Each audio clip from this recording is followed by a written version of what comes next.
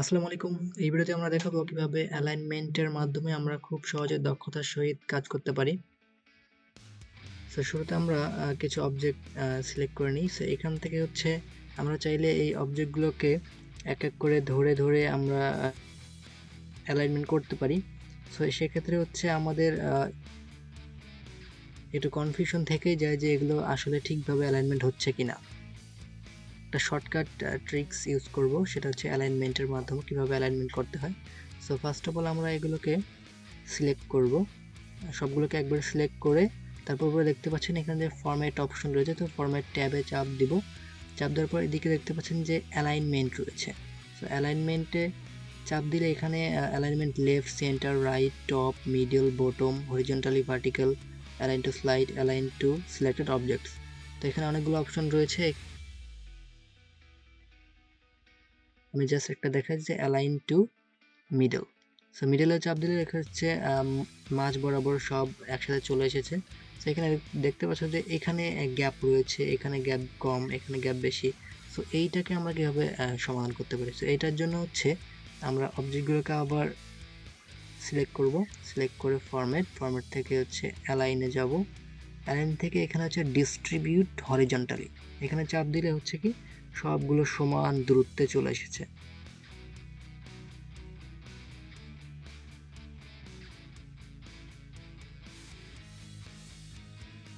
So এটাকে উপরে দিলাম, এটাকে একটু নিচে দিলাম।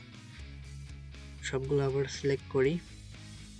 সিলেক্ট করার পর এখান থেকে যদি আমরা দেই ডিস্ট্রিবিউট হরিজন্টালি, তাহলে কি হচ্ছে এই যে এইটা এবং এই শেষের এইটা, এই দুইটার মাঝ বরাবর সবগুলো থেকে যাচ্ছে, মানে এই অবজেক্ট এবং এই অবজেক্টের মধ্যে সবগুলো থাকছে। আবার যদি আমরা এখান থেকে অ্যালাইন টু স্লাইড দেই, সো অ্যালাইন টু স্লাইড দিলে কি হবে? অ্যালাইন টু স্লাইড দিলে হচ্ছে তারপর যদি আমরা ডিস্ট্রিবিউট হরিজন্টালি দেই, সেক্ষেত্রে হচ্ছে কি এখান থেকে এই স্লাইডের এই কোণা থেকে এই অবজেক্ট পর্যন্ত যতদূর দূরত্ব রয়েছে, আবার এই স্লাইড থেকে এই যে শেষ প্রান্ত পর্যন্ত ততটুকু দূরত্ব রয়েছে, মানে সমান দূরত্ব বজায় রেখে এটা সিলেক্টেড হয়ে গেছে। তো এটা হচ্ছে অ্যালাইন টু অবজেক্ট এবং অ্যালাইন টু স্লাইডের মধ্যে পার্থক্য। আচ্ছা, এবার এগুলোকে যদি আমি ভার্টিক্যালি সাজাতে চাই, সেক্ষেত্রে হচ্ছে আমি সেন্টারে অ্যালাইন সেন্টার, তারপর হচ্ছে আবার অ্যালাইনে যাব, অ্যালাইন থেকে হচ্ছে ভার্টিক্যালে চাপ দিব। সো এখানে দেখতে পাচ্ছ যে এখানে একটা থেকে অনেকটা মানে পুরো কাছাকাছি চলে এসেছে। এখান থেকে যদি আমি একটু দূরে সরিয়ে দিই, যে সিলেক্ট করি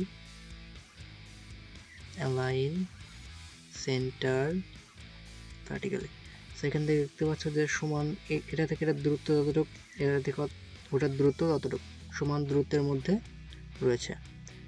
সো এখন যদি আমি সিলেক্ট করার পর এখানে অ্যালাইন টু স্লাইড দেই,